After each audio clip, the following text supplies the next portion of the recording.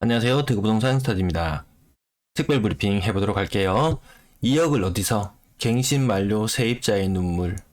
전세 대란 DT. 대구는 아니야. 요거 오늘자 뉴스에서 나온 거, 5월 18일자 뉴스에서 나온 부분이에요. 2억을 어디에서?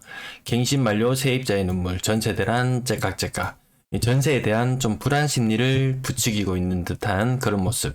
그러면서 임대차 3법을 개정하기 위한 요런 노력들 하기 위해서 사전 밑밥을 지금 막 던지고 있는 듯한 그런 뉴스들이 최근에 많이 쏟아져 나오고 있어요. 대구는 아니라고 말씀을 많이 드리는데 또다시 언론에서 요런 뉴스가 나오길래 대구의 상황, 서울의 상황이 실제로 어떠한지 그리고 대구의 상황까지 한번 짚어볼게요. 우선 서울 헬리오시티 이거 입주할 당시에 세입자 못 구해서 막 몇 달씩 연체 이자 내면서 막 버티던 그런 시절이 있었어요. 어쨌든 전세 보증금이 6억대에 형성되어 있었고 갱신하면서 3천만 원을 더 내서 6억 3천만 원. 근데 아파트 가격도 많이 오르고 최근 신규 전세입자 전세 시세가 12억까지 형성이 되었어요. 계속 살리면 5억이 필요하다. 그래서 5억을 대출받아서 보증금을 올려주거나 혹은 1억당 30만원, 150만원을 더 내야 되는 그런 형편이다. 좀 특수한 경우죠. 뭐 신축하면서 세입자를 낮은 전세가에 일단 세입자를 모셔놓은 그런 아파트의 경우에 해당되고, 과거에는 이런 사례들이 계속 생겨나면서 계속 다른 곳으로 새 집에 살고 또 다른 곳으로 이사가고 이런 일들이 반복되면서 집값도 계속 오르고 전세가도 계속 오르고 점점 외곽으로 밀려나는 그런 현상들, 마치 그런 현상들이 모든 아파트에 다 적용되는 것처럼 그렇게 뉴스가 지금 나와 있어요. 임대차법 시행 2년 2+2 말하는 거예요. 전세 폭등, 폭풍 전야가 맞는지 아닌지 어느 정도 수준인지 한번 살펴보면은 서울의 전세 매물 조금 빠지고 월세 매물 조금 빠졌어요. 서울에서 못 사는 상황이 되면 전세가가 많이 오르면 인근 대체지가 있죠. 경기도 아니면 혹은 인천까지 이 지역들 전세 매물 엄청나게 늘어나고 있어요. 충분히 서울에서 전세 난민들, 결국 대안을 찾아서 떠날 수밖에 없다면 그 빈집에 그러면 또다시 12억의 세입자, 이거 아마 12억이라고 이야기했는 아까 헬리오시티도 아마 최근 전세가 아마 가장 높은 가격들 중에 하나를 골라서 언급했지 싶은데요. 계속 12억을 주고 전세를 살 사람을 얼마나 더 구할 수 있을지, 이 금리가 굉장히 큰 영향을 미치는데 이 돈 다 감당할 수 있을지 약간의 의문이 들어요. 서울 아파트 매매 현황, 대구에서 보여드리는 모습처럼 일단 서울 아파트 거래량 한번 살펴보시면 몇 토막이 났냐면 2월달은 정말 처참했죠. 835건. 그래서 새 정부가 들어서면서 기대감으로 인해서 3월의 거래량은 1468건, 4월 거래량은 1532건. 4월 아직 마무리되지도 않았는데 3월 거래량 치면 2배예요. 대구 지역 거래량 한 30% 정도 늘어나나요? 대구 거래량 정말 탄력이 너무 많이 줄어들어 버렸어요. 그러면 서울의 5월의 거래량은 다시 활발해질 것인가? 3월, 4월 새 정부 들어서고 간 보니까 야 이거 별거 없네 이거 라는 인식이 어느 정도 자리 잡으면서 5월의 거래량 줄어들어요. 그런 인식도 새 정부에 대한 기대감이 실망으로 바뀌는 영향도 있고, 이 5월에 사가지고 이 재산세까지 덤터기 쓸 이유가 없기 때문에 5월의 거래량 상대적으로 더 적은 것으로 나타나고 있어요. 아무튼 5월의 거래량은 4월의 거래량 혹은 3월의 거래량보다 더 적게 마무리될 것으로 보여집니다. 건당 거래대금, 총 거래대금 얼마냐면 많을 때는 14조까지 거래돼서 14조. 이 상상이나 가는 액수인가요? 3월에 거래량 늘어났다고 했어요. 근데 몇 조예요? 1.4조예요. 1.4조. 한창 잘 나갈 때의 10분의 1밖에 안 되는 수준. 4월 거래가 더 늘어나면서 한 2조까지 늘어날 수는 있어요. 근데 5월에 거래대금 현재 2,300억이에요. 요거 곱하기 4 한다고 생각해 보시면은 끼게야 1조 정도 수준? 1월 정도의 총 거래 대금 정도가 나타나는 수준밖에 안 될 거예요. 분위기 썩 좋진 않아요. 그래도 건당 거래 대금 1월, 2월 달은 전년 동월 대비 낮았어요. 빨간색 선보다 갈색 선이 아래에 있었어요. 새 정부에 대한 기대감으로 가격이 올라갔다. 더 높은 물건들도 거래가 되었다. 하지만 5월에는 아직 거래가 일부분밖에 집계되지는 않았지만 분위기가 살아나지는 않는 듯한 모습. 아파트 전월세 현황 살펴보실게요. 서울 전세 거래량 뭐 예년 수준보다 약간 더 높게 나타나는 수준. 이거 지금 거래가 실제로 많았는지 아니면은 신고율이 높아지면서 숫자가 높게 나타나는지 정확하게 파악할 수는 없지만 아무튼 예년보다는 더 많이 전세 거래 신고되고 있고요. 전세 보증금 합 전세 시장이 얼마나 큰지 살펴보니까 전년 동월보다는 높았지만 3월을 한번 보시면은 3월이 크로스되는 현상이 나타났어요. 전년 동월보다 거래 대금이 더 줄어드는 현상. 요거는 앞으로 더 줄어들 수밖에 없어요. 똑같은 돈을 부담한다면 이자 부담이 거의 2배로 늘어나는 상황이기 때문에 전세 보증금의 총 합도 줄어들 수밖에 없는 모습. 서울의 평균 전세 가격도 3월, 4월 일부 4월 달에 조금 올랐는 현상이 보이긴 하지만 얘가 지금 엑셀에서 자동으로 제공하는 추세선을 그려봤어요. 그래서 여기 8월달 그 문제가 된다는 문제의 8월달로 찾아와 봤어요. 그리고 2018년 살구색선에 2018년 노란색선에 20년 18년에 만약에 전세 계약을 체결했어요. 그 다음에 20년에 계약 갱신을 했어요. 그리고 지금 다시 2022년 8월이 되었어요. 그럼 20년 전세가에서 갱신했는 정도 수준 거래밖에 안 되더라. 이 말인즉슨 전세가가 짜다로 별로 오르지 않을 거라는 것. 갱신해도 아까 헬리오지아티아시 좀 특수한 경우 같은 경우에는 문제가 될 수 있어요. 근데 이 평균 전세가 떨어지는 지금 추세가 요런 상태로 가고 있는 것으로 봐서는 요 추세는 계속 하단으로 갈 수밖에 없는 게 금리가 아마 5월달에 오를 거고 뭐 7월인가요? 또 7월에도 또 오를 거고 하면은 이 추세는 평균 전세 가격은 떨어지는 추세로 갈 수밖에 없다. 그러면 진짜 더 문제가 되는 건 뭐냐?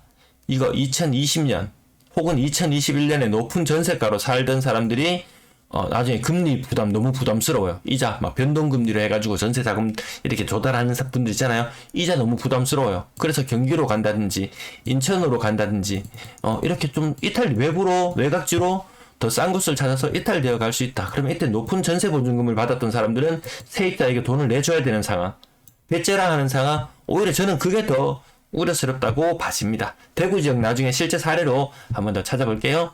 전세 거래량은 어느 정도 일정 수준 서울 지역 유지하고 있고요. 6억 미만의 거래 비중 다시 높아지고 있어요. 추세가 높아지고 있어요. 금리가 오르면서 더 싼 전세를 찾아서 갈 수밖에 없다는 것을 보여주는 모습이고요. 10억 이상 거래량 가파르게 줄어들고 있어요. 줄어드는 거, 이 비율로도 나타나는 거 보이시죠? 자, 서울 아파트 월세 거래량, 월세 거래가 뭐 전세 거래 이렇게 보여주면서 월세 거래가 월등히 많이 늘었다. 막 이런 모습들 보여주시는데 확실히 월세 거래 집값이 워낙에 많이 올랐기 때문에 일부 전세금을 월세로 돌리면서 이렇게 월세가 숫자가 좀 늘어나는 모습 수치상으로 나타나고 있어요. 또 이것도 신고 비율이라든지 이런 것들 좀 전 제대로 알고 싶거든요. 근데 이거 임대차 3법이 제대로 발효되지 않으면 우리 제대로 된 걸 알 수가 없어요. 근데 오늘 뉴스에서 다시 계도 기간을 연장한다든지, 이거 연장을 왜 하나요? 이거 그냥 1년이나 벌써 유예 기간을 줬는데 그걸 또 연장을 해준다고요? 충분히 홍보를 못했다면은 이건 지나갈게요. 어쨌든 평균 월세 가격, 서울의 월세 가격은 광역시들, 일반 대구나 부산 지역에 거의 2배 정도 되는 수준. 네, 월세 부담, 많은 월세 부담을 지고 있고요. 보증금은 거의 4배죠. 100만원에, 월세 100만원에 보증금 2억. 이게 서울이에요. 대구는 얼마? 대구는 월세 55만원에 보증금 5,500만원. 5.5천 맞나요? 5.5천. 이쪽은 좀 잘못됐네요. 요거 부분만 살짝 지우고 다시 나타내보면요. 대구는 보증금이 0.5억. 그러면 대략 4배 정도 차이? 대략 4배 정도 차이 난다고 보면요. 집값, 대구와 집값, 서울의 집값 4배 정도 차이 나나요? 그건 잘 모르겠네요. 아무튼 참고로만 봐주시고요. 서울 임대 거래량, 월세 거래 늘어남에 따라서 전체 거래량도 이 수치상만 이게 높게 나타나는 확률이 더 높다. 아무튼 예년의 평균 정도의 수준보다 조금 더 많은 거래량이 신고되고 있고요. 오늘의 이제 핵심 부분은 제가 이 부분을 다뤄드리려고 한 거예요. 서울은 약간 그냥 뉴스 참고만 했고요. 대구 아파트 전월세 현황 한번 보실게요. 전세 물량, 이 과거에 전세 시장이 후달릴 때는 물량이 1514건, 최저점에 1500건이에요. 지금은 그게 몇 배인가요? 5배? 5배도 넘어요, 5배도.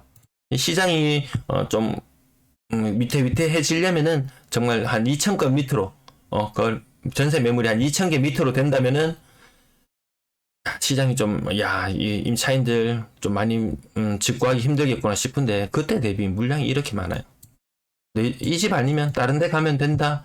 뭐, 요 정도 거래량이 늘어났고, 월세 물량도 빠르게 늘어나고 있는 것이 현실. 근데 그러면 과연 평균 전세 가격은 어떤 흐름을 보일 것인가? 제가 1월, 2월, 3월, 4월, 5월 매번 이렇게 선을 그으면서 평균 전세 가격이 하락하는 모습을 자주 언급을 드렸어요. 8월이 되면 전세 가격이 얼마나 될까? 평균 전세 가격 한 2억 2천만 원 채 안 되는 그 정도 수준일 거예요. 거의 2020년, 2018년, 요 살구세계 2018년과 맞먹는 전세가. 2018년에 내가 전셋집을 구해서 살아요. 2020년에 갱신을 했어요. 2018년에 구했어요. 2020년에 갱신을 했어요. 2022년이 되었어요. 그러면 그때는 지금이나 전세가가 똑같아요.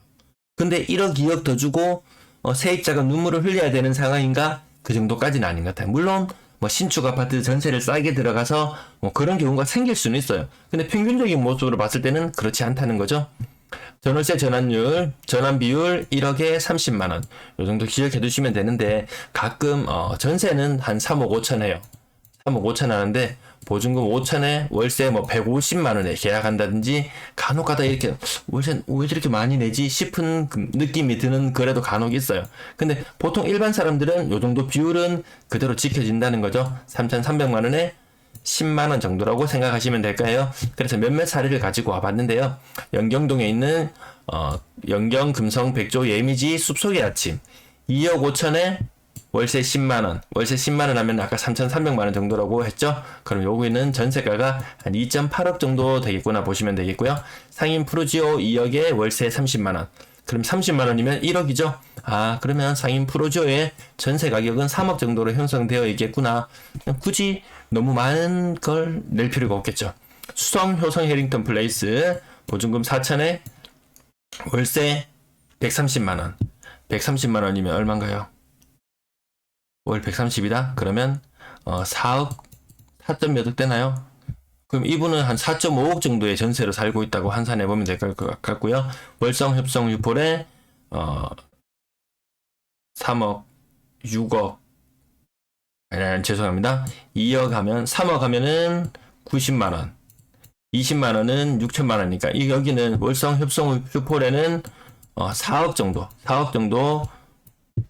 전세가가 형성되어 있다고 보면 될 것 같은데요. 근데 월성 협성 휴폴에 이 계약되는 거 기억하시는 분 계실지 모르겠지만 3억 중반에서 3억 후반대 3억 후반대가 더 많았던 것 같은데 그러면 이분은 월세를 사시면서 전세보다 돈을 더 치르고 있다. 지금 현재 상황으로. 근데 금리가 한 번, 두 번 더 오르게 되는 상황이라면 야 지금 월세 되고 좀 비싸게 사는 거 아니야? 이런 느낌도 들지만 나중에는 전세가 더 비싸지는 현상도 볼 수 있을 것 같아요. 자, 평균 전세 가격 아까 좀 전에 차트로 해서 추세선까지 보여드렸는데요. 실제 평균 전세 가격이 얼마였는지 확인해 볼게요. 18년에 대구 지역 평균 거래되었는 전세 가격은 2억 1,786만원.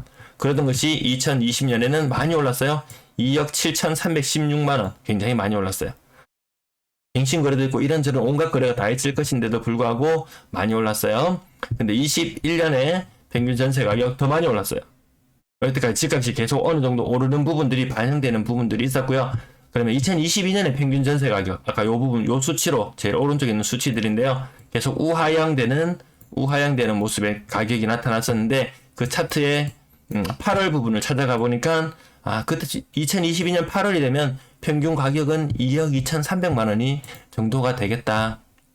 그래서 다시 요 숫자들만 필요한 숫자들만 세 가지 추려냈어요. 평균 전세 가격 2억 1,500만 원이던 것이 2억 7천만 원까지 약 6천만 원이 늘어났었어요. 그러던 것이 전세 가격이 한 4천만 원이 빠지는 효과. 아니 5천만 원이 빠졌네요. 5천만 원. 이거 살짝 지우고요. 다시 살짝 지우고 5천만 원이 줄어드는 효과가 나타났어요. 그럼 18년에 계약을 해서 20년에 갱신을 할 때 5% 인상해서 갱신을 했다면은 전세 가격이 2억 2,611만 원이에요. 그럼 22년 계약 만료 시점이 되니까 주변에 있는 평균 전세 가격이 2억 2,300만 원이 되더라는 거죠. 야 그러면 갱신해서 나는 굉장히 싸게 살고 있다고 생각했는데 막 금리가 오르고 이런저런 물량들이 많이 증가하면서 주변의 전세 가격이 내리면서 야 내가 주변보다 더 비싼 데 살고 있었네. 이렇게 상황이 반전되는 효과가 나타날 수 있어요. 그러므로 인해서 거의 같은 조건으로 재계약이 가능하다. 과거에 4년 살았던 사람이 2년 더 살 확률이 높아요. 더 이주가 더 줄어드는 효과도 나타날 수 있을 것 같습니다. 자, 여기에서 방금 보여드렸던 수치에서 곱하기 2를 해볼게요. 곱하기 2를. 그러면 평균 전세 가격이 5억 4,632만 원 계약했어요. 22년이 되니까 주변의 시세가가 요거 2억 2,300만 원에 곱하기 2에는 4억 4,600만 원. 그럼 이렇게 되면은 높은 전세금을 많은 전세금을 받아줬던 사람일수록 더 많은 전세금을 반환해줘야 되는 그런 입장이 생겨요. 아까 오늘 방송 제일 처음에 보여드렸던 그 뉴스 부분에서 나타났던 거, 임차인의 눈물, 2억을 돈을 더 줘야 된다. 이런 뉴스가 있었죠. 대구는 반대 현상이 나타날 수도 있다. 주변에서 흔히 보이는 전세 계약, 제가 요새 계속 1일 브리핑을 해드리면서 나타냈던 것들이 한 4억 중후반까지 전세 계약되었던 것, 20년 가을 들어서 특히 좀 심했어요. 그때 전세 매물 팍 줄어들었잖아요. 그러면서 그러던 것이 2022년에 보니까 그 아파트들이 3억 초반 혹은 3억 초중반의 전세가를 형성하고 있다는 거죠. 재계약을 안 한다면은 평균적으로 임대인은 임차인에게 1억 정도 돌려줘야 되는 상황이 굉장히 많이 발생을 할 수 있다는 거죠.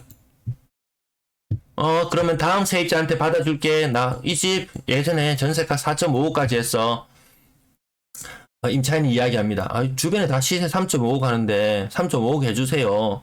그러면 임대인이 안 돼. 나 돈 없어. 나 다음 세입자한테 받아줄게. 네이버 부동산에 매물 4.5억에 등록해놨어. 기다려봐. 이거 안 통해요. 물량이 너무 많아요. 그럼 임차인은 다른 대안을 찾아서 나갈 수 있는 여지가 있다라는 거죠. 주변 시세 대비 한 5천만 원 정도 더 비싸다면 제가 이 부분도 계속 말씀을 드리는데요. 요 이주비, 복비, 또 이사하면서 겪는 정신적인 고통, 이런 것들 여러 가지를 산출해 봤을 때 한 5천만 원 정도면은 그냥 이자 좀 주변보다 좀 비싸서 아깝긴 하지만 그냥 눌러 사는 게, 사문하는 게 보통 일이 아니잖아요. 세입자는 그냥 주저앉을 수도 있다. 그러면 아까 1억 차이 났잖아요. 1억 차이 났으면은 임차인이 나가려고 해요. 야 나가, 또 다음 세입자 구할 수 있어. 4.5 우리 집에 들어올 사람 줄 섰어. 예전에 우리 집에 임차인들 와갖고 줄 서갖고 번호표 뽑고 기다렸어. 그렇게 뻗대는 것보다는 한 5천만 원 정도 내가 돈이 없다면 대출을 낸다든지 좀 빌린다든지 해서 이렇게 적당히 합의점을 일단 찾고, 일단 이번에 위기는 일단은 한번 비켜가는 게 현명할 수 있지 않을까, 이런 생각을 해봤습니다. 아무튼 임대인, 임차인 아무런 분쟁 없이 모두 다 편안한 그날까지 오늘도 시청해주셔서 감사합니다.